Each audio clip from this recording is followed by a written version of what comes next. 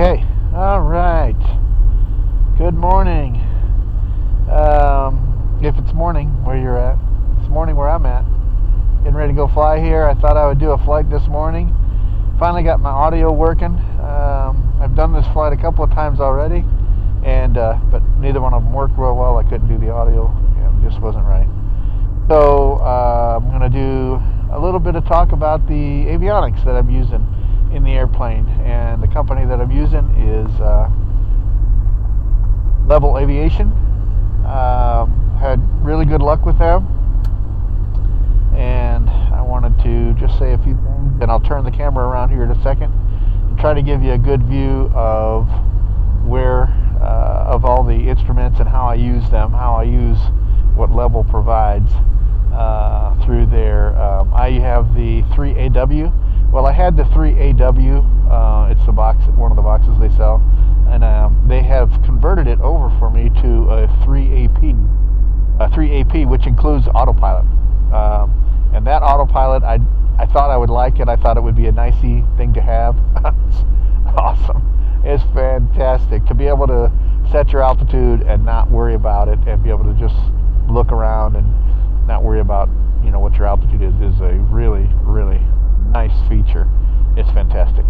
So anyway, let me turn this camera around. I'll get a good view of the instrument panel, and we will go from there. Okay, got the camera set up, and it's getting ready to go here. First of all, I wanted to show you that what I'm using is Levil Aviation, and that, like I said, that 3AP box that I have up underneath the dash here just installs very easy. You hook your pitot to it, your static to it, and of course power, and boy, pretty much away you go. It's very easy, very simple. I wanted to show you the avionics that I use for flying. This comes free with the software with the AW, or with the AP, the autopilot system, and this EFIS. It's a super nice setup. I like it big like this on my iPad. I have a 9.7 iPad here, and then I have a mini iPad over there for navigation. We'll talk about that in a minute.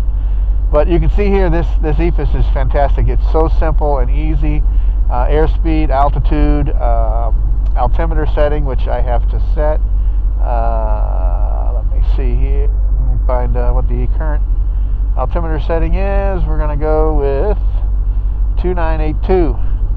So you just tap on it. 29.82. Apply. Boop. There it goes. Okay. So really simple, and most of the stuff on here is just that easy. Your ball and slip indicator, your heading indicator. Talk about that here in a second. This is your indicated airspeed, and then right underneath it is your ground speed. So it figures that out also. Fantastic. Telling me right now that my autopilot is off. I have a vertical speed indicator right here. It's fairly small, but it works pretty well. And this tells me if I have a flight plan in there, which I do right now, or which I really don't right now. It's telling me it's right now. It's telling me I'm 0.1 miles from the nearest waypoint that I have selected, which is my place. So at 84 degrees. So I'm just west of my place, apparently. Anyway, but that's the status of the autopilot. If you're navigating somewhere, it tells you what point you're navigating to, how far, what direction, all that stuff. It's very, very cool. Okay, so what I do is I do this screen for takeoff and landing, and then I have my flight plan over here. I use iFly GPS, and I have that over there for navigating, getting from here to there, and that's a whole nother video. Great system also, works really well. It's simple. The nice thing is that system talks to this system, so I can use the autopilot in Levil to navigate a course that I put in the iFly GPS system. And they use other systems too, but that's just the one I like and the one I have. So fantastic, really nice. So what I do for takeoff and landing though is get everything set up. I put my altimeter in. You've noticed I just swiped the screen over. I have this set up where you can do multiple screens with multiple things. So what I did is I swiped over some more options for myself.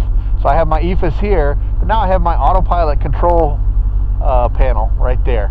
It controls my autopilot. And what I'm going to do is I'm going to put my altitude in today. 2800. I put 2830 because I have a little setting inside that's I'm a little off on the altitude, but it works. It does pretty well there. 500 feet per minute. That's telling me what I want to climb and descend at. That's just standard. I'm going to go south initially today, so I'm just going to put south in there. And all that does is put my heading bug on south.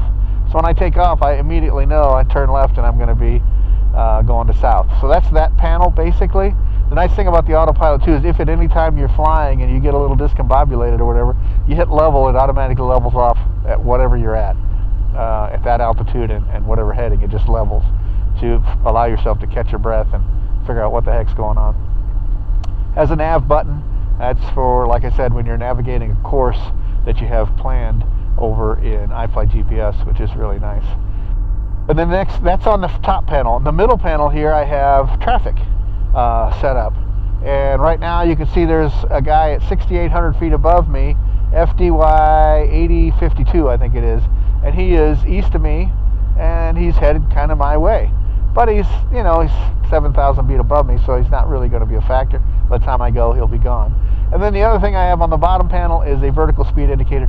I just like that. I've been playing around recently with some slips and different things and different configurations, and I've been playing around to see what power nets what descent rate. Working on that for landings in my place here. So, but that's nice. What you can do, the nice thing about this is you can make these pretty much anything you want. If you don't like the EFIS, you can make a 6-pack if you want. Let me show you. As a matter of fact, let me leave that one there. VSI. Okay, so I'm going to change this one. Say I don't want to have traffic. Let's say I want to have speed. Well, there's my airspeed indicator. And I can put that over here too. I could have 3 panels here and 3 panels here, so I could have a 6-pack if I wanted. Of all these different instruments, you got your EFIS, of course, you got airspeed, altimeter, VSI, angle of attack if you have the right equipment for that. Of course, a traffic panel, which I like. Just all kind of things. And then you have status for the level equipment, how it's doing, which is really nice. The autopilot, that's this screen right here. Flight logs, that's a whole nother thing that I don't really do, but you can put in a memory card and it will log the flights and and you can go back and look at what you did. It's kind of cool. Engine monitoring, if you have your engine monitoring set up, you can do that right on the screen. I just do my engine monitoring here, so I don't bother with that. And then device configuration, that helps with settings and all that stuff.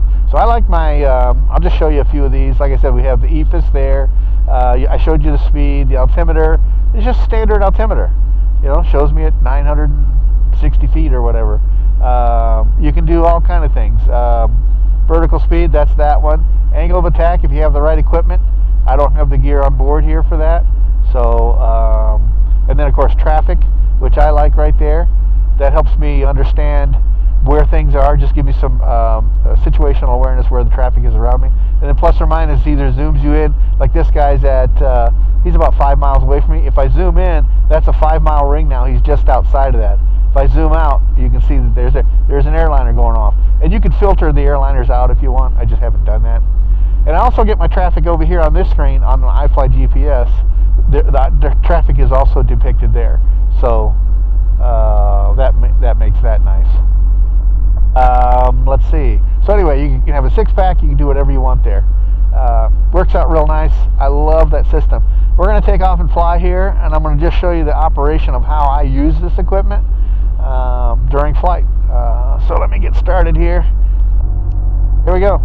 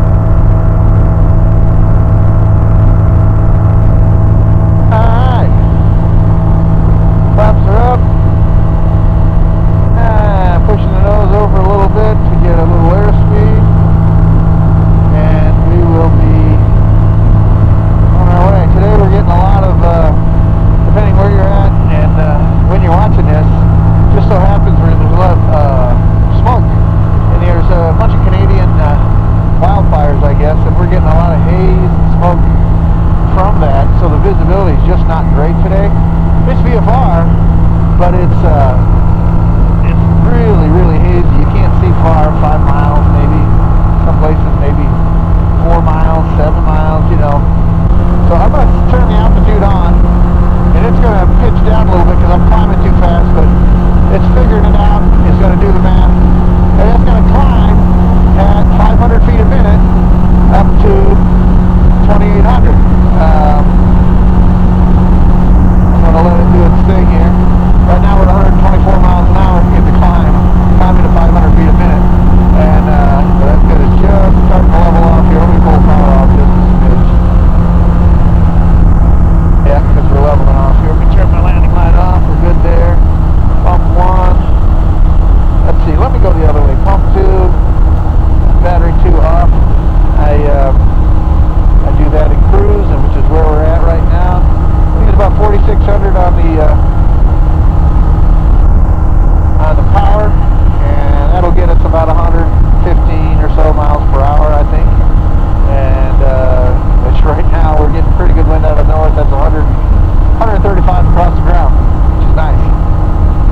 But you can see that the altitude is taking over. I'm steering now, but she is figuring out that, okay, let's go ahead and maintain 2,800, which she's at 2,780, and it always maintains within about 50 feet of where I want to be. Like I said, I haven't reset it inside. I've got to get in there and do that. It's real easy. I just haven't done it yet. Where my altitude's just slightly off. So she's working on it, though. She's figuring it out. But I love the fact that right now I just have it on basically what's called altitude hold. She holds the altitude, I do the rest. I can steer and go wherever I want to go. Alright, so yeah, it's just a beautiful, beautiful system. If you're just flying around locally, you just set it up like this, you put your altitude on, you never have to think about it again. You just let her do the altitude, and you just steer wherever you want to go.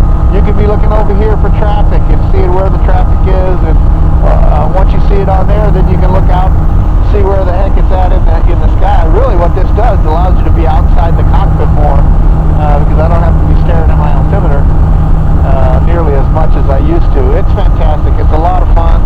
I will admit that there are times where I just click it all off, and that's this button right here. This little red button is for turning the autopilot off. I click that button, the autopilot, whatever I have selected, just goes off. And then I'm flying again, which is a very nice feature. If you have any problems with that, you got a system that for whatever reason won't turn off, I've got a switch right here, and that is my servo power switch. If I hit that down, it cuts power off to the servos, so even though if the autopilot wouldn't shut off for some reason, some weird reason, the servos shut off and you're no longer on autopilot, just like that. So that's nice. But you can see that if I do this thing on heading, like right now I'm close to 180. Let's turn the heading on. Whoops, I hit the wrong. Let's cancel that. Let's go to heading.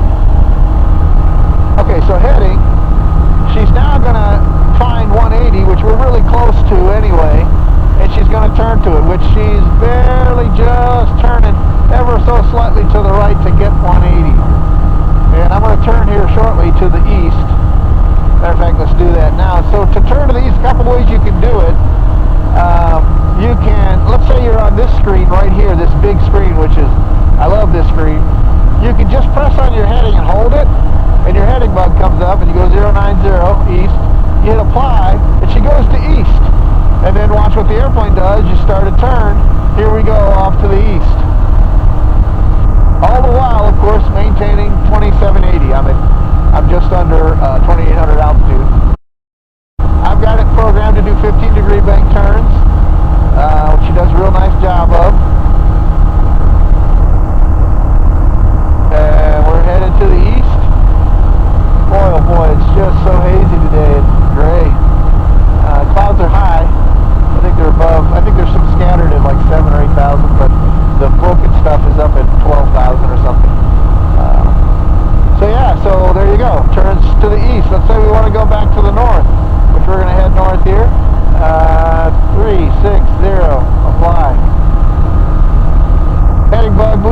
to north, she starts her nice, easy bank turn to north. And I don't have a flight plan in my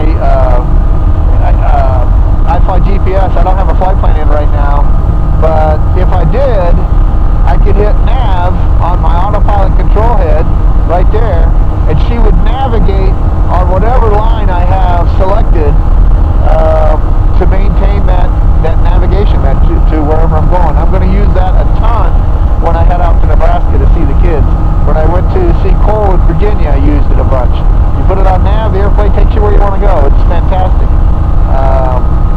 Works really well. Lasts a long time. But you see, she turned to north. She did a great job. So we're going to fly here, going north for a little bit. But that's pretty much how I use it. I use the system.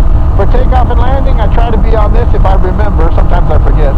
But I try to be on this big screen. It's really, really nice. In cruise and flight, I move it over. I don't need as much of this. I need it, but I make it a little smaller so I can see my altitude or my autopilot control head. I can see traffic around me. I'm going to zoom in just a minute. I've got a guy at 6,200 kind of coming towards me, but he's real high, so he's not going to be a factor. And then I got a guy right behind me. He's an airliner, so I don't have to worry about him. So let's watch that guy. But over here, I got that same guy, 6,200, November 98 Foxtrot Echo, coming towards me. I'll see him, unless he's above the clouds, coming against me here shortly. Matter of fact, he's probably going to go behind me. Well, what shows him turning, actually, turning across in front of me. So, and I saw him up there. There he is. He is well above us, just below the clouds. Just a speck up there, basically. But yeah, working real well. Love it. So let's go. Let's go about 020. See if that works.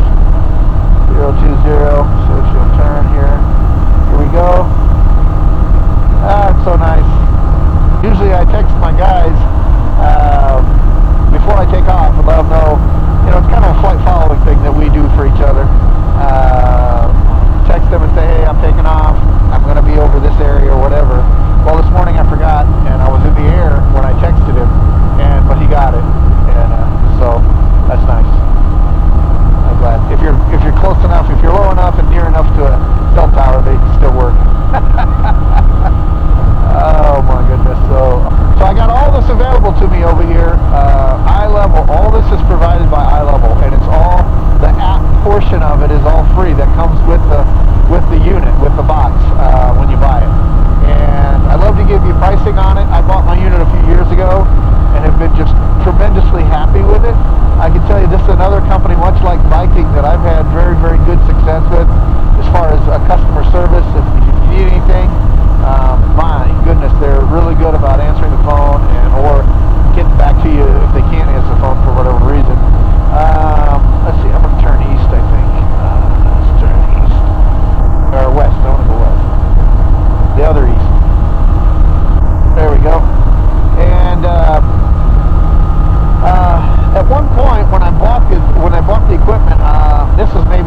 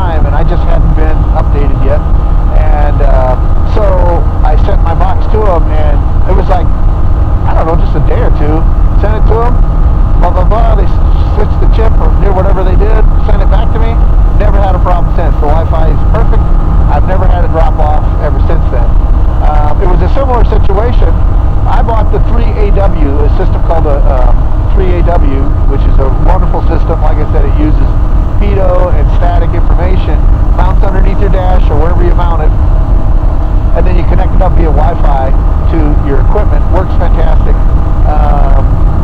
It's a really good system. Well, I bought that system originally a few years ago. Well, about a year ago, or maybe more than that now, I can't remember, they came out with 3AP, which is the autopilot version of the same box. And I noticed that it was the same box when they came out with it. So I just thought, well, what the heck, I'll call them and see. I called them up and I said, hey, is there any chance I could update the software in my box, my 3AW, to 3AP software? In other words, you put the autopilot software in my box and then send me the servos that I need, and I could make my airplane an autopilot airplane. Well, I said, yeah, no problem. And the price was unbelievable. I'm not going to tell you what it was, but it was dirt cheap. I couldn't believe it. Ended up with an autopilot in my airplane for really inexpensive and very, very lightweight too. The servos and the little, it's a trim tab system, so it has little trim tabs that go on top or just aft of your control surfaces. I have one on my aileron, on one side of my aileron, and one on my elevator. And the little trim tab controls the elevator or the aileron in such a way that it takes you where you want to go. It does what you want to do, and you can see it works really, really well. The system is awesome. It's fantastic. I've used it a bunch now, and once you get it dialed in, it's even better. And I'm still dialing in, as you can see, the altitude a little bit, but it's a fantastic system. I love it. So yeah, but those trim tabs are carbon fiber, and the little servos are just tiny. I think it's total. I think I gained about 1.5 pounds of weight to put an autopilot in this airplane. And part of that is because I already had the AW box, and they just put new software in it to make it the AP box. So that didn't gain any weight. And then all I added was the two little mini trim tabs, carbon fiber, which are super light, and I added, of course, the servos that go with them, that are just attached with them. Simple system, and of course the wiring from the wing and from the tail, but very, very light, very lightweight, nothing to it, but works really, really well. I just love the way this system is set up and the way it works. Very simple. It's fantastic. Oh, I see this G18098 over here. He is one of the double-bladed helicopters. I can't remember the name. A Chinook, I think it's called. Big guy. He's 800 feet below me, and he's headed over towards, I think, Camp Ravenna. Nice that I can see those guys, though, when they got their transponder, and I can see them on my ADS-B. They fly over my place a lot, so I turn my ADS-B on the ground, so I can, before I take off, I can see traffic out there. It's a nice system. So he's going past me, and actually this, if you look at this right here,